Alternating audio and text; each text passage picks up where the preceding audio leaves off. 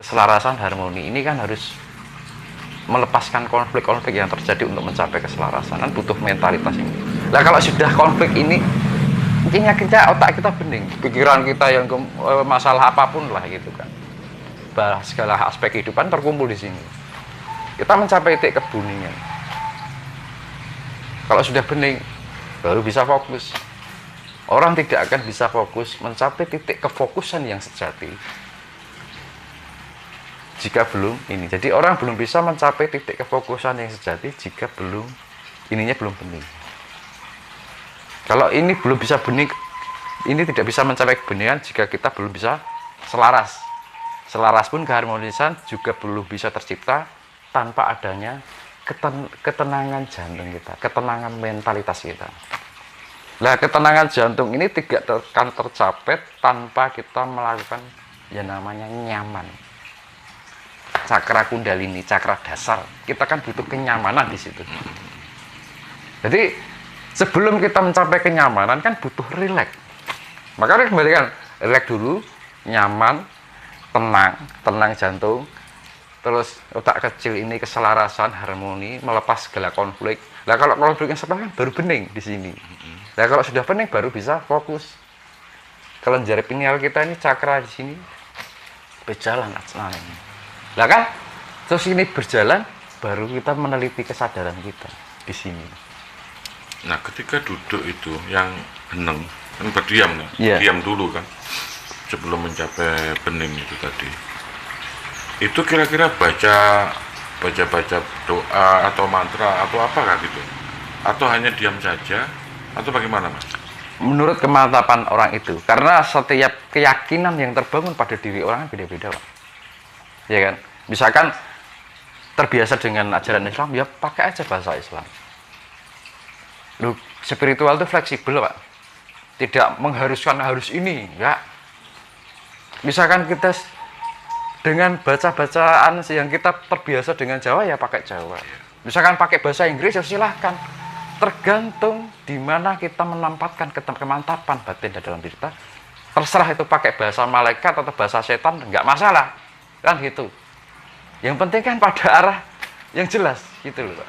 Paling tidak dimengerti. Iya, daripada kita memaksakan untuk bahasa yang misalkan harus dituntut bahasa Jawa, tapi kita nggak mantep kan percuma, nggak nyampe. Mantep, apalagi nggak ngerti. Ya, maka itu.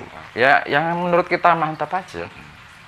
Dan bahasa sederhananya nggak usah pakai mantra. Makanya adalah istilahnya aji tanpa mantra. Ya langsung. Jadi kita berpikirnya lebih universal dan fleksibel, nggak harus kamu pakai dua ini, nggak. Akhirnya terikat lagi kan. Ya.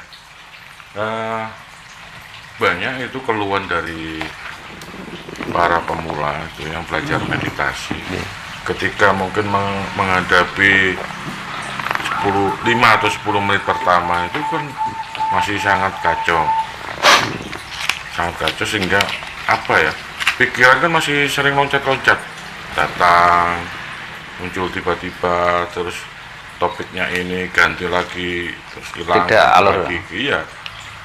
Nah, gimana ketika misalnya pikiran itu masih liar gitu, untuk menyikapi hal tersebut itu, Mas?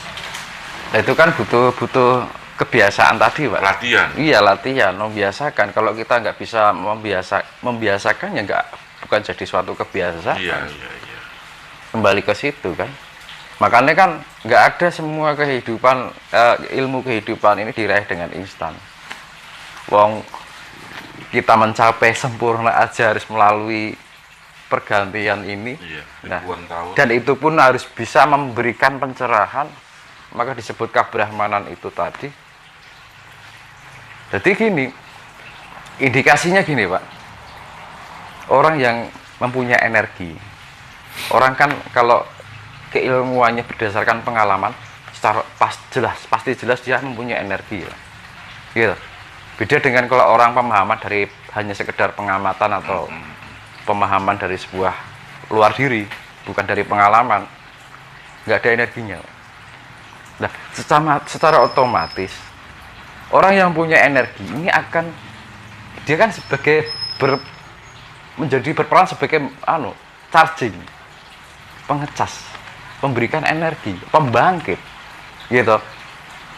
Otomatis yang datang itu akan tersetum tanpa kita menyalurkan, itu sudah terpancarkan energi kita, tersalurkan ke orang-orang itu. Dengan misalnya gini, kita berbicara dengan orang yang berukun agi itu sudah kena sawabe, Pak, ibaratnya gitu. Ini otomatis. Tiba-tiba kok aku habis dari rumahnya Romo itu atau Pandita itu, kok aku dapat penerangan banyak. Ada efeknya, pasti berefek. Tapi kalau nggak ada energinya, dia pulang ya nggak ada apa-apa, kosong, hampa gitu. Itu otomatis, itu hukum alam itu pasti yang namanya energi. Ini kan elektromagnetika nih. Ini punya elektromagnetik besar. Lah makanya kan adanya charger yang wireless charger itu, Pak, yang HP itu kan cuma ditempelkan doang itu, nggak dicolokkan kan. Sebuah energi itu hanya ditempelkan bisa tersalur, dan itu kan bentuknya kosong. Nah, ini simbol sebenarnya dari kekosongan itu kita bisa menyalurkan, kita sebagai charging di situ. Iya. Mungkin kejadian nyatanya seperti begini, ketika mungkin ada orang yang sumpek ya, stres, terus datang ke kiai atau ke pendeta, ke resi dan sebagainya, itu meskipun belum mengeluarkan unek-unek permasalahannya, di situ dia sudah tersalur, sudah merasa nyaman, sudah merasa agak ringan permasalahannya. Nah, itu sebenarnya energi itu bisa dirasakan seperti itu. Iya. Jadi bagi mungkin pemula itu, kalau memang yang nggak bisa melihat karena ini energi, memang nggak bisa dilihat secara kasat mata. Jadi mungkin bisa dirasakan aja tadi bukti konkretnya kekuatan energi itu. Begini, urip itu kan urup, termasuk tadi kan memberikan kenyamanan, kedamaian, mungkin berupa energi kepada orang sekitar kita, keluarga kita, bahkan orang tetangga dan lingkup yang lebih luas lagi. Saya ingin mungkin bisa minta penjelasan dari Mas Dinus bagaimana cara mengoptimalkan kekuatan atau energi kita nanti biar lebih besar lagi, sehingga bisa mungkin menerangi atau bisa bermanfaat kepada lebih banyak orang. Iya. Nah, makanya dari itu kan saya kembalikan, kekuatan terhebat adalah angka 0. Angka 0 ketika dipertemukan dengan apapun hasilnya 0. Dia bisa angka 0 itu kan sang yang taya atau kekosongan. Dan bahkan Tuhan pun tercipta dari kekosongan itu. Berarti kan lebih hebat dari Tuhan itu sendiri. Ya kan? Dan kosong. Sebentar. Maksudnya Tuhan itu tercipta dari 0 itu maksudnya gimana? Dari ketiadaan menjadi ada. Berarti Tuhan itu sebelumnya tidak ada. Maksudnya tercipta dari kekosongan. Ada. Kalau tercipta dari kekosongan itu mungkin bisa dijelaskan secara mungkin bahasa yang lebih mudah, sederhana, karena mungkin biar nanti para penonton itu tidak salah mengartikulasikan penjelasan dari Mas Dinus tadi. Jadi gini, jagat itu dulu kosong, tak ada apa-apa, tan kenal kinoyo ngopo, yang disebut sang yang taya. Ta itu kosong, yo itu jagat, yang artinya jagat kosong. Dan kemudian ada sesuatu yang terlepas dari kekosongan yang berupa namanya tirta. Tir itu asal usul, ta itu kosong, artinya asal usul dari kekosongan. Ya kan?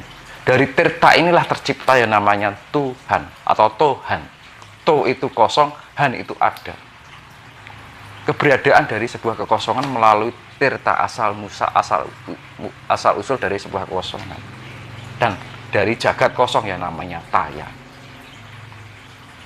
Lah maka dari itu 1 kali 1 tetap 1. Tuhan. Gitu. 2 kali 2 tetap 2. 2 kali 1 tetap 2, kan gitu kan. 3 kali 1 tetap 3. Maka artinya apa? Ketika kita menyimpan keburukan, ya Tuhan berwujud keburukan. Ketika kita menyimpan kebaikan, ya Tuhan akan berwujud kebaikan. Maka 3 kali 3 1. 3 kali 1 3. 2 kali 1 2. Itu artinya, ini adalah filosofi angka. 1 kali 1 1, tetap 1. Ketika kita memuja Tuhan sebagai Tuhan yang satu, ya satu.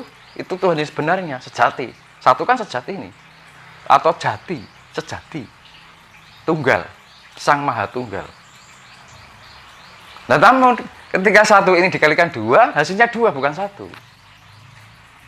Ketika dikalikan 3, bukan 1 tapi 3. Maka semakin banyak konflik yang terjadi dari penciptaan ini, dari 1, maka misalkan tercipta 99 kali 1, ya 99. Menyesuaikan konflik yang terjadi dari besarnya angka. Semakin besar angka yang terjadi, maka semakin besar pula konflik yang terjadi.